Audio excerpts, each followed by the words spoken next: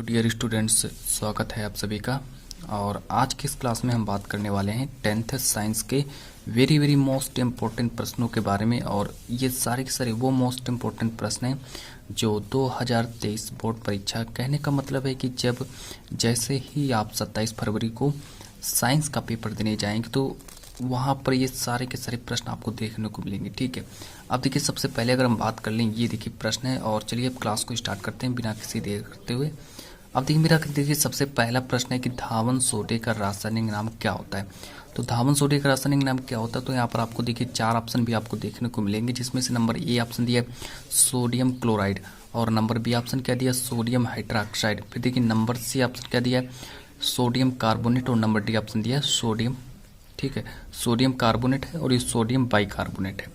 तो चलिए इस प्रश्न का आंसर क्या हो जाएगा, तो सोडियम कार्बोनेट इसका सही हो जाएगा। ठीक है, ये देखिए प्रश्न बहुत पूछा जाता है, ये प्रश्न जो है बहुत पूछा जाता है और हर साल पूछा जाता है कि धावन सोडे का रासायनिक नाम बताइए। और देखिए आप तक पेपर में 20 बहुविकल्पी प्रश्न पूछे जाएंगे। ठीक है, तो मेरा ये मतलब है कि आप लोग एक भी प्रश्न को गलत मत करना। ठीक है, तो इसलिए देखिए इसीलिए हम इस क्लास को वेरी मोस्ट इंपॉर्टेंट क्लास है, क्योंकि इसीलिए ये इस क्लास को बनाने में बहुत ज़्यादा समय दिया गया। ठीक है, ताकि आप लोग 20 में से 20 नंबर आप लोग पक्के कर दो। ठीक है, तो इसलिए क्लास जो है बहुत ही मेहनत से बनाई गई है ताकि आप लोग एक भी प्रश्नों को ना छोड़ें। ठीक है, हर प्रश्न का आंसर आप लोग दे सकें। अब देखिए यहाँ पर बात करते हैं कि निम्नलिखित में से अम्लीय लवण है। अब यहाँ पर बात करते हैं कि अम्लीय लवण कौन सा होता है। ठीक है, देखिए अम्लीय लवण, देखिए नंबर ए ऑप्शन हो गया NaCl तो अम्लीय लवण है क्या। देखिए अगला है कि Na2SO4 ये अम्लीय लवण है कि NaHSO4 की KCN। तो देखिए कह रहा है कि निम्नलिखित में से अम्लीय लवण है, तो अम्लीय लवण कौन है, तो देखिए बात करते हैं कि NaHSO4। ठीक है, तो NaHSO4 जो है ये एक अम्लीय लवण है। और आगे बात कर लेते हैं कि अगला देख लेते हैं प्रश्न क्या है। प्रश्न नंबर 3 के बारे में बात करते हैं। प्रश्न नंबर 3 को देख लेते हैं कि शुद्ध जल का पीएच मान कितना होता है। तो शुद्ध जल का पीएच मान पूछा गया, तो शुद्ध जल का पीएच मान देखिए नंबर ए ऑप्शन दिया 0, नंबर बी ऑप्शन दिया है 1, नंबर सी ऑप्शन दिया 7, नंबर डी ऑप्शन दिया 14। तो देखिए अब यहाँ पर देखिए शुद्ध जल का पीएच मान पूछा गया, तो शुद्ध जल का पीएच मान कितना होता है, तो शुद्ध जल का पीएच मान 7 हो जाएगा। ठीक है, अब अगला प्रश्न देख लेते हैं एसिटिक अम्ल। अगला प्रश्न देख लेते हैं कि एसिटिक अम्ल का IUPAC नाम क्या होता है। तो हमें यहाँ पर एसिटिक अम्ल का IUPAC नाम बताना है, तो एसिटिक अम्ल का IUPAC नाम एथेनोइक अम्ल हो जाएगा। ठीक है, ये भी देखिए प्रश्न बहुत पूछा जाता है। ठीक है, ये भी प्रश्न जो है बहुत पूछा जाता है। ठीक है, एसिटिक अम्ल का IUPAC नाम क्या होता है, तो एसिटिक अम्ल का IUPAC नाम हो जाएगा एथेनोइक अम्ल। तो नंबर सी ऑप्शन जो है आपका सही हो जाएगा कि एसिटिक अम्ल का जो, ठीक है, एसिटिक अम्ल का IUPAC नाम एथेनोइक अम्ल हो जाएगा। अगला प्रश्न देखिए, अगला प्रश्न कह रहा है कि लिथियम जो है ये विकर्ण संबंध दर्शाता है। तो लिथियम जो है किसके साथ में विकर्ण संबंध दर्शाता है, तो जब नंबर ए ऑप्शन कह दिया है सोडियम के साथ दर्शाता है, कि एल्यूमिनियम के साथ दर्शाता है, कि पोटेशियम की मैग्नीशियम के साथ दर्शाता है। ठीक है, तो देखिए ये आपका ऑप्शन सही हो जाएगा कि मैग्नीशियम के साथ ये देखिए दर्शाता है। ठीक है, मैग्नीशियम के साथ दर्शाता है। लिथियम जो है विकर्ण संबंध मैग्नीशियम के साथ दर्शाता है, इसको याद रखेंगे।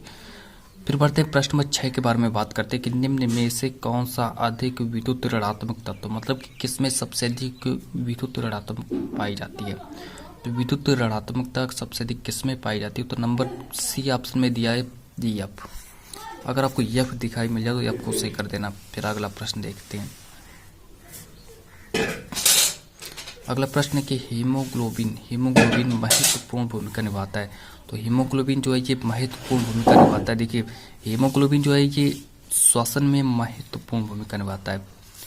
हीमोग्लोबिन जो श्वसन में महत्वपूर्ण भूमिका निभाता है। ठीक है, प्रश्न करें कि हीमोग्लोबिन महत्वपूर्ण भूमिका निभाता है, तो हीमोग्लोबिन जो होगा ये श्वसन में महत्वपूर्ण भूमिका निभाएगा। ठीक है, अगला प्रश्न है कि अब देखिए प्रश्न 8 को देख लेते हैं कि निम्न में से विटामिन का कौन सा जोड़ा जल में घुलनशील है।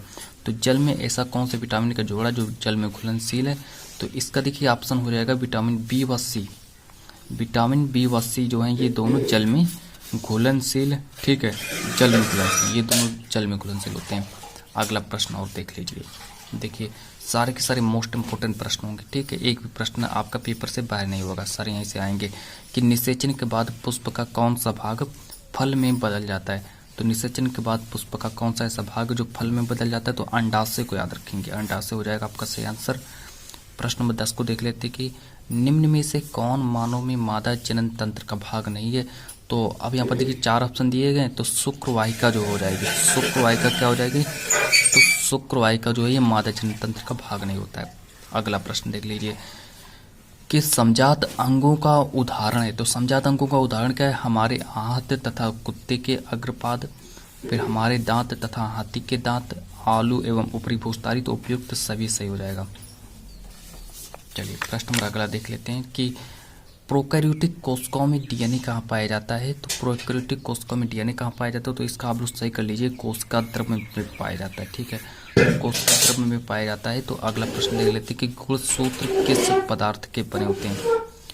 अगला प्रश्न है कि गुणसूत्र किस पदार्थ के बने होते हैं? तो गुणसूत्र जो होते हैं ये डीएनए और प्रोटीन के बने होते हैं। तो इसको याद रखिए। अब अगला प्रश्न देख लेते हैं। ये प्रश्न मैंने भौतिक विज्ञान से उठाया है कि एक उत्तल दर्पण की फोकस दूरी 10 सेंटीमीटर है, दर्पण की वक्रता त्रिज्या क्या होगी? तो इसका सही ऑप्शन 20 सेंटीमीटर हो जाएगा। तो चलिए जब तक क्लास को हम इतना ही रखते हैं। ठीक है, मिलते हैं नेक्स्ट वीडियो में।